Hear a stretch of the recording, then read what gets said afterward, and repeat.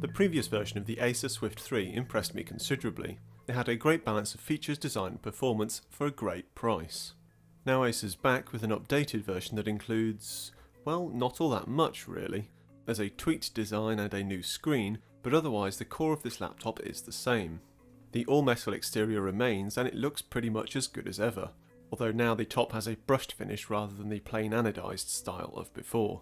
However, the addition of these chamfered edges I don't think improves the look, and moreover it doesn't improve the feel. There's a sharpness to the keyboard surround's edge that, while it's unlikely to cut you, it can catch your nails and just doesn't feel that comfortable. Otherwise there's a lot to like about the external design. The machine is just 18mm thick and weighs 1.4 kilograms, so it's very portable. With dimensions of 338 by 234mm, its footprint is a little larger than the very smallest of ultra-portable laptops, but it's still plenty small enough to easily carry around with you everywhere. As for connectivity, this is one area that has seen a clear improvement. Now you get 2 USB 3 ports instead of 1. There's also a full-size HDMI, USB Type-C and a headphone jack on this left side, plus an SD card reader and a USB 2 port on the right.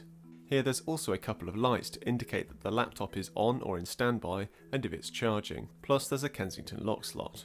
There's no wired network connection, so you'll need to use a USB adapter for that, but you get 2x2 AC Wi-Fi and Bluetooth, so you're all set for wireless connections. Now this version of the Swift 3 is actually 100 grams heavier than its predecessor, which isn't too much of a concern, but the reason for this is the addition of a glass front to its 14-inch screen. This is nice from a design standpoint and makes it look all the more like a MacBook Pro if that's your thing, but overall the changes to the screen aren't positive. As well as adding a little extra weight, the glass is far more reflective than the old screen, despite it having an anti-glare coating. A glossy finish can make for slightly deeper looking dark colours, but there's a reason most PC monitors have a matte finish. What's more, the actual image quality of the screen has dropped too. Its contrast level has dropped from well over 1000 to 1 in the previous version to just 735 to 1. That's far from the worst figure we've seen on a cheap laptop, but it visibly makes for a slightly more muted looking image. Otherwise, performance is roughly the same as before. Maximum brightness is a touch low at just 249 nits, so working in bright sunshine may prove difficult. Colour temperature is reasonably accurate, so colours don't look too warm or too cold, and sRGB coverage of just 61.4% shows that this display struggles a little to show the full range of colours. All of which is to say, it is absolutely fine. It's an IPS LCD panel, so viewing angles are good, and overall it still provides a perfectly decent experience for everyday computing, thanks in large part to it having a plentiful Full HD resolution. However, content creation professionals will find it lacking, and it's just a bit of a shame that it's a step back in quality from the previous version. As for the keyboard and trackpad, the former is backlit, which is always useful, and its layout is great, with UK users not being stuck with an American key arrangement. The key action is a touch shallow and soft for my liking, making it a little more difficult to touch type, but it's a minor point. Meanwhile, the trackpad is great. Large, smooth gliding and responsive, it just works. On the inside is where this laptop has seemingly changed the least. It's still based on the choice of either an Intel Core i3-7100U or Core i5-7200U. Both dual-core chips with hyperthreading, the 7100U runs at 2.4GHz and doesn't have a higher boost frequency, while the 7200U has a base frequency of 2.5GHz and boosts to 3.1.